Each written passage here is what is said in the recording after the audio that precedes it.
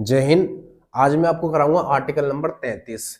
30, 31 और 32 ये मैंने करा दिए हैं। 31 को हटा दिया गया था मौलिक अधिकार की श्रेणी से, क्योंकि उसमें संपत्ति का अधिकार था। तो कहीं ना कहीं गवर्नमेंट को, सरकार को दिक्कत हो रही थी मौलिक अधिकार को लेकर, क्योंकि अगर कभी सरकार को किसी जनता की या किसी पब्लिक में किसी व्यक्ति की अगर जमीन की जरूरत पड़ती थी रोड निकालने के लिए, सड़क निकालने के लिए, तो सरकार को दिक्कत होती थी। क्यों? क्योंकि वो उनसे ले ही नहीं सकती थी, क्योंकि वो मौलिक अधिकार था। और जिस व्यक्ति के मौलिक अधिकार के अंतर्गत संपत्ति आती थी, तो अगर सरकार उसको लेना चाहती थी जबरदस्ती और वो नहीं देता था व्यक्ति, तो वो व्यक्ति इस अनुच्छेद के तहत यानी आर्टिकल नंबर 32 के तहत वो सुप्रीम कोर्ट चला जाता था और कहता था कि मेरी जमीन सरकार ले रही है और ये मेरा मौलिक अधिकार है, मैं इसे देना नहीं चाहता।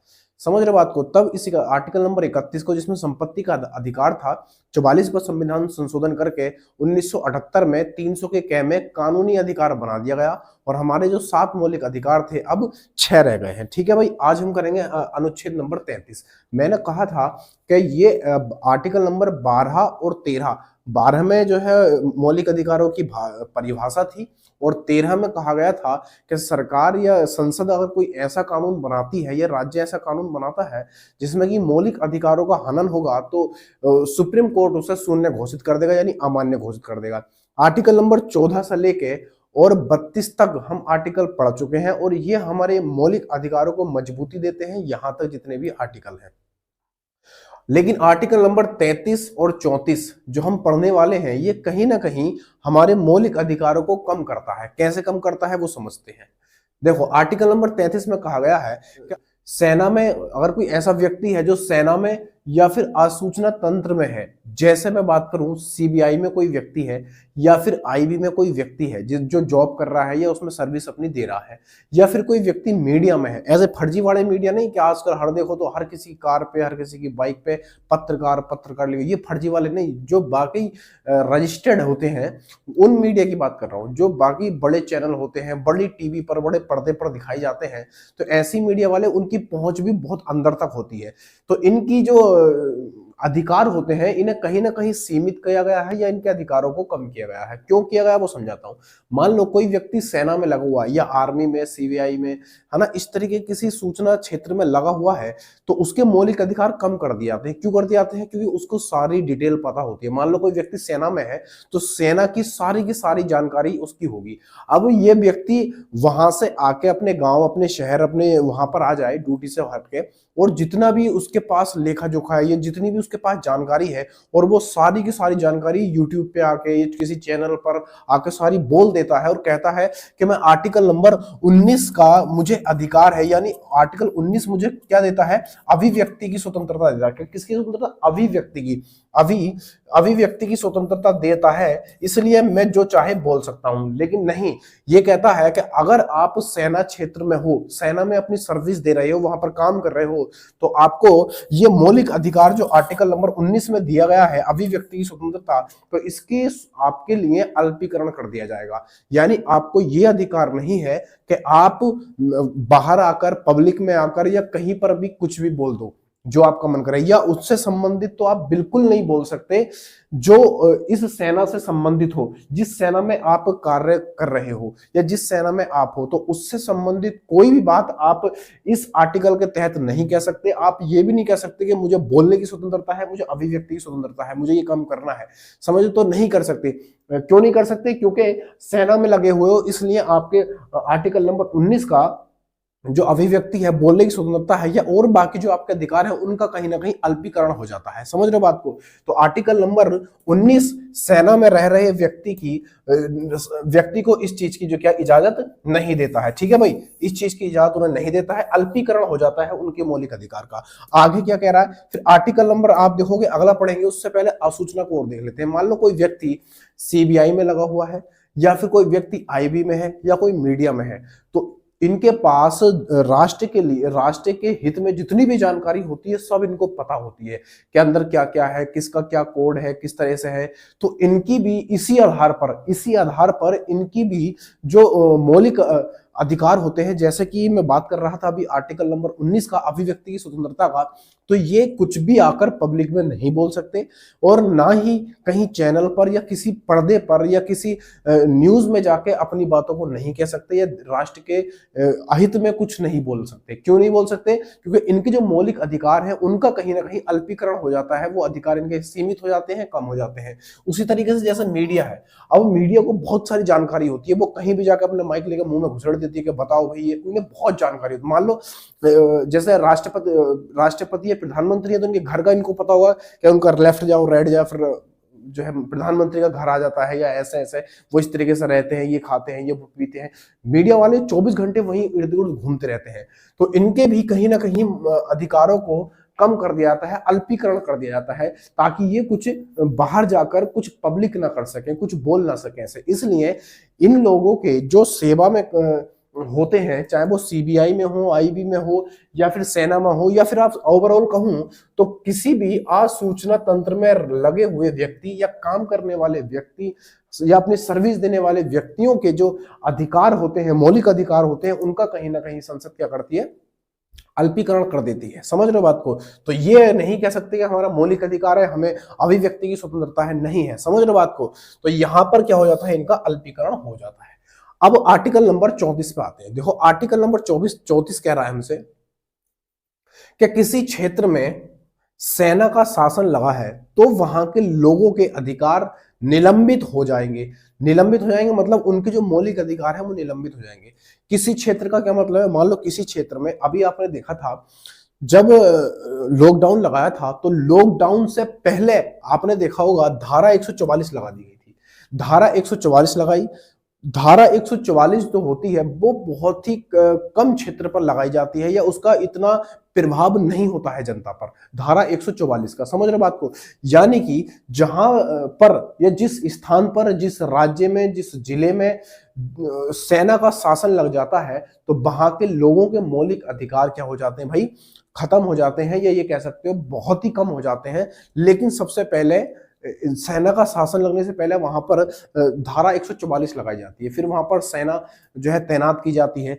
जैसे कि मैं आपको समझाने का प्रयास करूं, जैसे आपने देखा होगा कि अपने यहाँ जब वो आया था, कोविड-19 आया था, तो उस समय आपने देखा होगा जब लॉकडाउन लगा था तो लॉकडाउन लगने से पहले धारा 144 लगाई गई थी।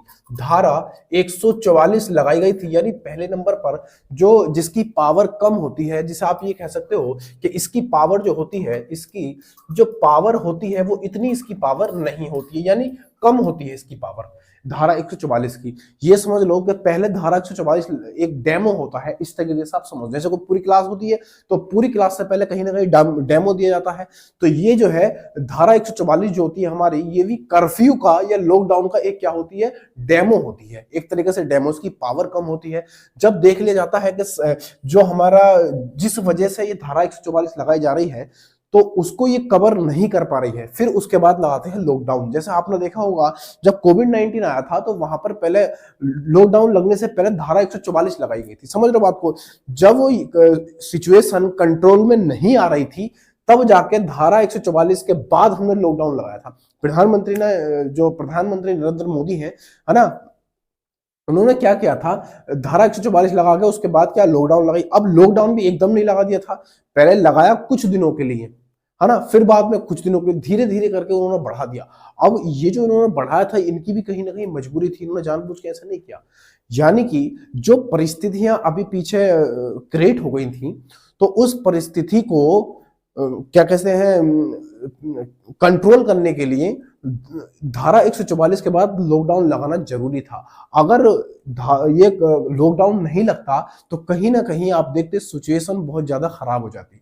तो जब उन्हें ये पता चला कि हाँ सिचुएशन अब संभलने वाली नहीं है, फिर उसके बाद उन्होंने धारा 144 के बाद लॉकडाउन लगा दिया था। ये मजबूरी थी, ऐसा करना भी जरूरी था। समझ रहे बात को? क्योंकि वो जो है ना बहुत बुद्धिमान आदमी है। बुद्धिमती तो महिला होती है, बुद्धिमान आदमी है। समझ रहे बात को?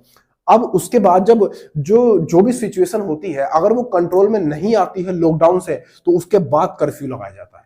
उसके बाद क्या लगाया जाता है भाई? कर्फ्यू लगाया जाता है। अगर लॉकडाउन से भी बात नहीं बनती है, यानी कि कुछ ऐसी चीजें होती हैं जो लॉकडाउन में भी लोग आ जा सकते हैं, थोड़ा बहुत इधर उधर घूम सकते हैं, कभी ना कभी ऐसा होता है। लेकिन उससे भी ज्यादा खतरनाक होता है कर्फ्यू। अगर ये कर्फ्यू देखो, कर्फ्यू जो है ना बहुत ही खतरनाक होता है। लॉकडाउन के मुकाबले कर्फ्यू खतरनाक होता है। वहां पर सेना लग जाती है। सेना ऐसे काम करती है कि अगर आपको जो आदेश दिए जाते हैं, अगर आप उसका थोड़ा सा भी 1% भी उल्लंघन करते हो तो ये तोड़ कर देती है सेना वहां पर। समझ रहे हो बात को? तो फिर इसके बाद अगर इससे भी सिचुएशन कंट्रोल नहीं होती है, फिर उसके बाद आता है मार्शल लॉ। मार्शल लॉ जो होता है ये बहुत खतरनाक होता है। मार्शल लॉ इतना खतरनाक होता है कि आपके जितने भी मौलिक अधिकार होते हैं उनको छीन लेता है। जैसे अगर जिस क्षेत्र में मार्शल लॉ लग जाता है, तो वहां पर कोई भी आप ऐसा काम नहीं कर सकते जो आपके मौलिक अधिकार के अंतर्गत आता है। समझ रहे हो बात को? जैसे जैसे आप गाने नहीं बजा सकते उस रोड पे, अगर आप जा रहे हो, अगर आप शांतिपूर्वक जा रहे हो तो ठीक है। अगर आप गाने बजाते हुए भी वहां जा रहे हो ना, तेज आवाज से, या उनको पता चल जाए इस तरीके से, तो वो तोड़ते हैं। ये सुनते किसी की नहीं है। यहाँ पर जो सेना तैनात होती है ये किसी की सुनती नहीं है, ये सीधा तोड़म ताड़ी करती है, धड़ धड़ मारती है। ये नहीं देखती कौन है क्या है, बहुत मारती है भाई। ये यहाँ पर ये लग जाता है ना मार्शल लॉ, ये बहुत खतरनाक होता है। ये तोड़ इतना मारती है ना, बेहिसाब मारती है। लोग उस रास्ते से जाना ही छोड़ देते हैं जहां पर ये मार्शल लॉ लग जाता है। समझ रहे हो बात को? ये पुलिस से भी ज्यादा मार मारती है।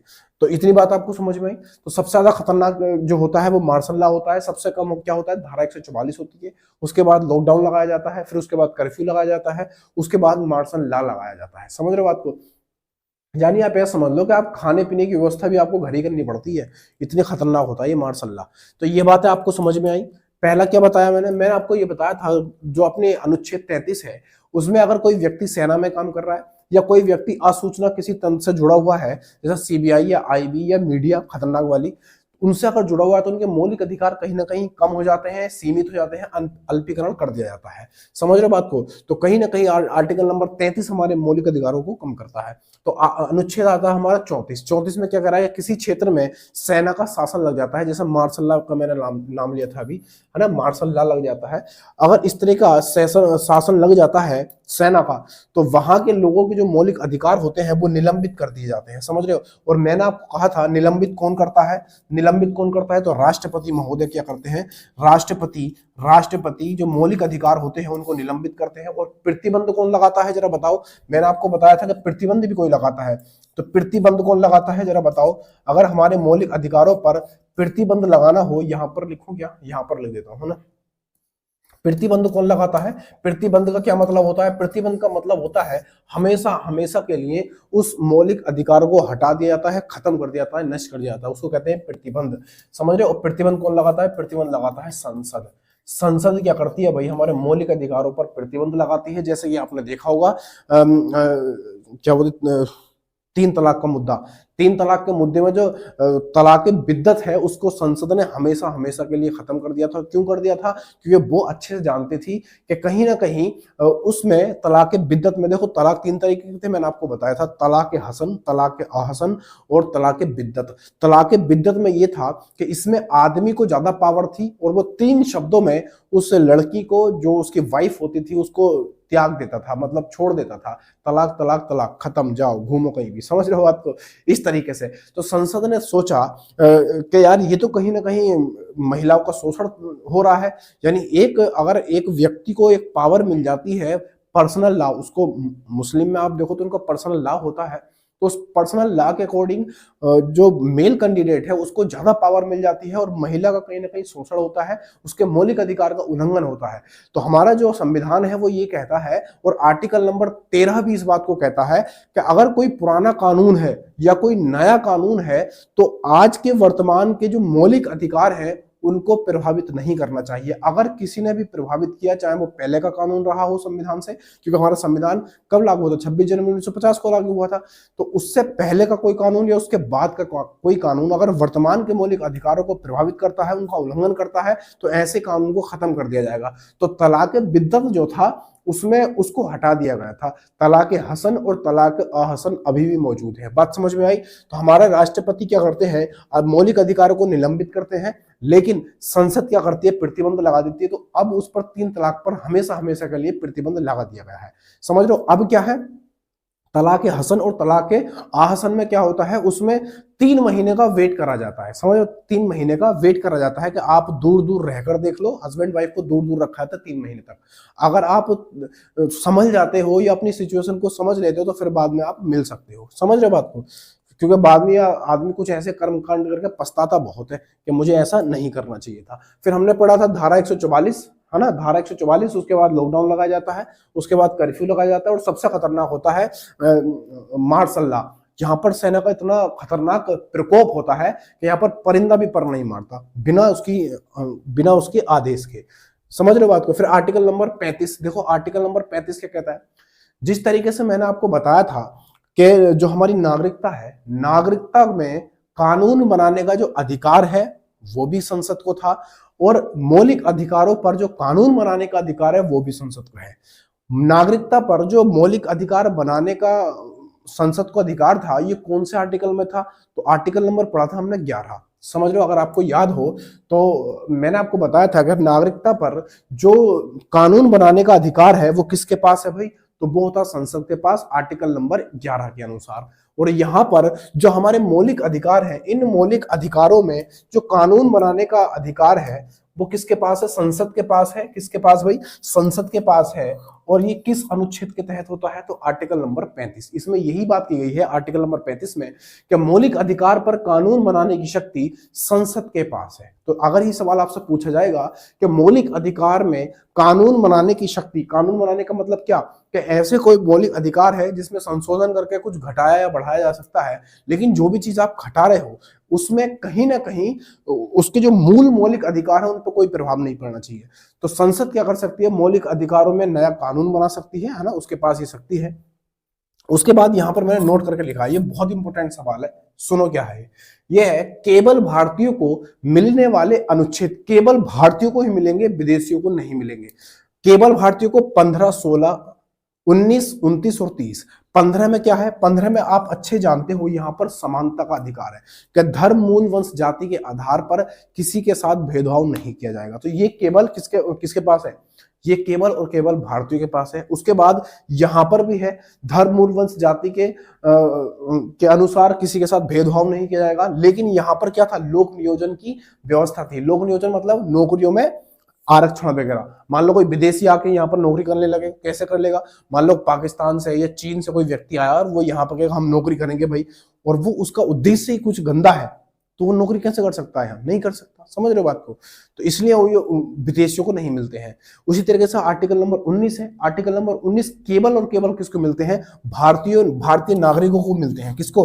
भारतीय नागरिकों को मिलते हैं और किसी को नहीं मिलते। क्यों? आर्टिकल 19 की अगर अधिकार अगर विदेशियों को भी दे दिया, तो मान लो कोई विदेश से कोई व्यक्ति यहाँ बाहर से यहाँ कोई व्यक्ति आएगा भारत के अंदर, तो वो कुछ भी बोल सकता है। फिर तो जैसे हम बोल सकते हैं, वो कहेगा हमें कहीं भी घूमने की स्वतंत्रता है, कहीं भी घूम सकता है। बात सही है, घूम सकता है, लेकिन ऐसा कोई काम नहीं कर सकता, ना ही ऐसा कुछ बोल सकता है। बस सिर्फ घूमने आएगा, घूम के चला जाएगा, घूमने आएगा, घूम के चला जाएगा। लेकिन यहाँ पर वो कुछ भी ऐसा बोल नहीं सकता, कोई आंदोलन नहीं कर सकता, कोई ये आंदोलन नहीं कर सकता वहां पर कि भाई यहाँ पर नौकरियां मिल रही है सबको, हमें भी नौकरी दो, ये लोग भारतीय लोग धरने पे बैठे हैं, हम भी धरने पे बैठेंगे। नहीं, ये अधिकार और केवल किसको है? भारतीय नागरिकों को है। आर्टिकल नंबर 29 और 30 ये अल्पसंख्यकों से, उनकी संस्था से संबंधित है। किस से? शिक्षा। उनके अल्पसंख्यक जो हैं उनकी शिक्षा से संबंधित है, उनकी लिपि से संबंधित है, और उनकी संस्कृति से संबंधित है ना। मान लो अगले दिन आके वहां पर कोई विदेशी आया और कहने लगा भाई आप हमें नहीं पढ़ा रहे हो, या हमारा कल्चर अलग है, आपका कल्चर अलग है, तो हम अपने अलग संस्थान की स्थापना करेंगे। तो नहीं कर सकते। क्यों? क्योंकि अगर वो करने लगे तो यहाँ पर तो सब विदेशी डेरा डाल लेंगे, आके जमीन खरीदेंगे और डाल लेंगे, नहीं कर सकते। तो आर्टिकल नंबर 29 और 30 केवल किसको मिलते हैं? भारतीय नागरिकों को मिलते हैं। और ये किनके लिए है? ये अल्पसंख्यकों के लिए है, समझ रहे हो, माइनॉरिटी के लिए है ये वाला। बात समझ में आई यहां तक? यहां तक बात समझ में आई तो बोलो हाँ। यहां तक बात समझ में आई तो बोलो हाँ। अब जितने आर्टिकल मैंने आपको कराए हैं वो आपको बढ़िया से रट गए होंगे, बढ़िया से रट गए होंगे। क्या है भैया वो आर्टिकल? क्या क्या है आप अच्छे से जानते हो। अपने पास जो आर्टिकल है, देखो मैंने यहां से 1 से शुरू किया था, आर्टिकल नंबर 1 से शुरू किया था, और हम कहां पर पहुंच गए हैं? आर्टिकल नंबर पहुंच चुके हैं 35 तक। आर्टिकल नंबर 35 तक पहुंच चुके हैं, और आर्टिकल नंबर 12 से लेके 35 तक 12 कर देते हैं। इसको एक काम करते हैं, इसको 12 कर देते हैं, इसको 12 करते हैं। ये मौलिक अधिकार थे हमारे। मौलिक अधिकार कहां से कहां तक थे? 12 से लेके 35 तक थे जो हमने पढ़े थे। आर्टिकल नंबर 12 में क्या था? आर्टिकल नंबर 12 में, आर्टिकल नंबर, कहां डांस कर रहा है भाई? आर्टिकल नंबर 12 में क्या था? आप अच्छे जानते हो। आर्टिकल नंबर 12 में दिया गया था हमें परिभाषा। मौलिक अधिकार की क्या थी? परिभाषा, परिभाषा थी, है ना। 13 भी आपको पता है। 13 में क्या था कि ऐसा कोई कानून अगर राज्य बनाता है या कोई ऐसा पहले का कानून है संविधान के लागू होने से पहले या बाद का कोई कानून है तो उसे क्या कर देगा? उसको जीरो घोषित कर दिया जाएगा। कौन करेगा भैया? सुप्रीम कोर्ट उसको जीरो घोषित कर देगा। यानी आप सीधे सीधे कह सकते हो हमारे मौलिक अधिकारों का संरक्षण कौन है भैया? तो आपको सुप्रीम कोर्ट है। किसके तहत है? तो वो आर्टिकल नंबर 32 के तहत। ठीक है भैया, रेट जारी कर देता है अगर हमारे साथ कुछ ऐसा होता है तो। उसके बाद हमने पढ़ा था 14 से लेके 18 तक क्या था? समानता का अधिकार था। समानता का अधिकार था, आप अच्छे से जानते हो। उसके बाद आप देखोगे तो 19 से लेके 22 तक क्या था अपने पास? स्वतंत्रता का अधिकार था। स्वतंत्रता का अधिकार था। ठीक है भाई, स्वतंत्रता का अधिकार था। उसके बाद हम बात करते हैं, उसके बाद क्या था भाई? तो आप अच्छे से जानते हो।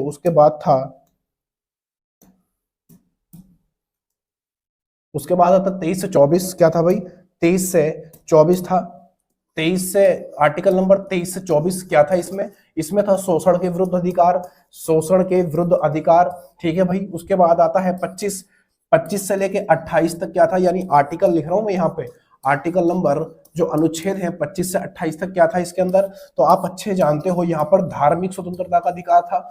धार्मिक स्वतंत्रता का अधिकार था, यानी अंत्यकरण की बात कौन सा आर्टिकल कर रहा था? तो आर्टिकल नंबर 25 कर रहा था। कड़ा, कंगा, केस और कृपाण रखने की स्वतंत्रता सिखों को कौन देता है? आर्टिकल नंबर 25 देता है। फिर हमने आर्टिकल पढ़ा था, आर्टिकल नंबर कहां से कहां तक? 29 से लेके 30 तक पढ़ा था। और ये क्या था भैया? अल्पसंख्यकों के लिए था। अल्पसंख्यकों के लिए था। अल्पसंख्यकों के लिए था ये वाला। ठीक है भाई, अल्पसंख्यकों के लिए था। यानी उनकी शिक्षा किस किस से? अल्पसंख्यकों में क्या? उनकी शिक्षा, लिपि और संस्कृति। ठीक है भाई, ये तीनों चीजें ये अपनी बचा सकते हैं या इनका वे खुद संचालन कर सकते हैं। यानी खुद ही स्थापना कर सकते हैं किसी संस्थान की और खुद ही उसका प्रबंध भी कर सकते हैं। तो आर्टिकल नंबर ये आ जाता हमारा 30 तक। 30 के बाद आर्टिकल नंबर 31 को हटा दिया गया था, है ना। और इसको कहां रखा है? 300 के कैमे रखा गया, अच्छे से पता है आपको। आर्टिकल नंबर 30 44 पर संविधान संशोधन करके 1978 में इसको हटाया गया था। उसके बाद आता है हमारा आर्टिकल नंबर, अभी हमने पढ़ा था 32 में क्या था? सुप्रीम कोर्ट रिट जारी कर देता है। सुप्रीम कोर्ट क्या करता है? रिट जारी कर देता है। समझ रहे हो? अगर मैं आपसे ये पूछूं कि आर्टिकल नंबर 32 के तहत अगर सुप्रीम कोर्ट रिट जारी करता है तो हाई कोर्ट किस आर्टिकल के तहत रिट जारी करता है? किस आर्टिकल के तहत रिट जारी कर देता है? तो आप कहोगे आर्टिकल नंबर था 226 के तहत। आर्टिकल नंबर 226 के तहत कि कौन भैया? हाई कोर्ट क्या कर रहा था? रिट जारी कर रहा था। क्या कर रहा था? रिट जारी कर रहा था। और आर्टिकल नंबर 32 को क्या कहते हैं? आर्टिकल नंबर 32 को जो भीमराव अम्बेडकर थे उन्होंने कहा था कि ये संविधान की आत्मा है, संविधान की कुंजी प्रस्तावना को कहते हैं। और संविधान की रीढ़ किसको कहते हैं? तो संविधान की रीढ़ कहते हैं आर्टिकल नंबर 21 को, जिसमें प्राण एवं दैहिक स्वतंत्रता है। तो आज कल की वीडियो में एक मुख्य पॉइंट मैं आपको बताऊंगा जो मौलिक अधिकारों से विशेष हैं थोड़े, समझ रहे हो बात को। तो आर्टिकल नंबर 31 हुआ। आर्टिकल नंबर आता 32। आर्टिकल नंबर 32 को क्या कहते हैं भाई? है ना, संवैधानिक उपचार। यानी कि यहाँ पर उपचार करेगा कौन? करेगा सुप्रीम कोर्ट या फिर हाई कोर्ट करेगा। कौन करेगा? हाई कोर्ट कर देगा। उसके बाद आर्टिकल नंबर पढ़ा था हमने 33 में क्या था कि कोई व्यक्ति सेना या फिर कह सकते हो सेना या फिर कहां पर आसूचना विभाग में जैसे सीबीआई या आईबी या मीडिया में लगा हुआ है तो उसके मौलिक अधिकारों को क्या कर देगा? कम कर देगा, अल्पीकरण कर देगा। आर्टिकल नंबर पढ़ा था हमने 34 में क्या था कि किसी क्षेत्र में सेना का शासन लगा हुआ है, जैसे कि धारा 144 लग जाए कहीं पर, या फिर लॉकडाउन लग जाए कहीं पर, या फिर कर्फ्यू लग जाए कहीं पर, या फिर आप कह सकते हो क्या लग जाए? मार्शल लॉ लग जाए। तो वहां के लोगों के जो मौलिक अधिकार होते हैं, जो फंडामेंटल राइट्स होते हैं, वो क्या हो जाते हैं मेरे दोस्त? वो वहां से खत्म कर दिए जाते हैं उनके। ठीक है भाई, वो खत्म हो जाते हैं, निलंबित कर जाते हैं। और निलंबित कौन करता है? तो आप कहोगे राष्ट्रपति निलंबित करते हैं। और प्रतिबंध कौन करता है, प्रतिबद्ध कौन करता है, या प्रतिबंध हमेशा हमेशा के लिए खत्म करता है तो संसद कर देता है। फिर उसके बाद हमने पढ़ा था आर्टिकल नंबर 35। आर्टिकल नंबर 35 में क्या था, इसमें था मौलिक अधिकारों पर जो कानून बनाने की शक्ति है वो किसके पास है भाई, वो हो जाती है संसद के पास। किसके पास, वो हो जाती है संसद के पास। तो अब मैंने आपको सारे आर्टिकल जो मौलिक अधिकार के थे वो सब मैंने आपको रिवाइज करा दिए हैं। तो आज के लिए इतने ही रखते हैं, कल पढ़ेंगे नीति निर्देशक तत्व। वो नीति निर्देशक तत्व जो हैं, समझ रहे बात को, जिनको डीपीएसपी कहते हैं, वो आर्टिकल नंबर 36 से लेके 51 तक है। तो कल का पोर्शन रहेगा हमारा नीति निर्देशक तत्व। समझ रहे बात को। तो आज के लिए इतने रखते हैं। वीडियो पसंद आए तो लाइक से सब्सक्राइब जरूर करना। एक एक पॉइंट संविधान का आपको बढ़िया से सिखा दूंगा। ये कॉन्सेप्ट है बहुत तगड़ा, यहाँ से आप कोई भी सवाल बनेगा आप आराम से बता दोगे, क्योंकि कुछ मैं ऐसा नहीं छोड़ रहा जो एग्जाम में आए और आप ना बना के आओ। ठीक है भाई। तो वीडियो पसंद आए तो कमेंट करके जरूर बताना वीडियो कैसी थी। आज के लिए इतने रखते हैं। जय हिंद, जय भारत।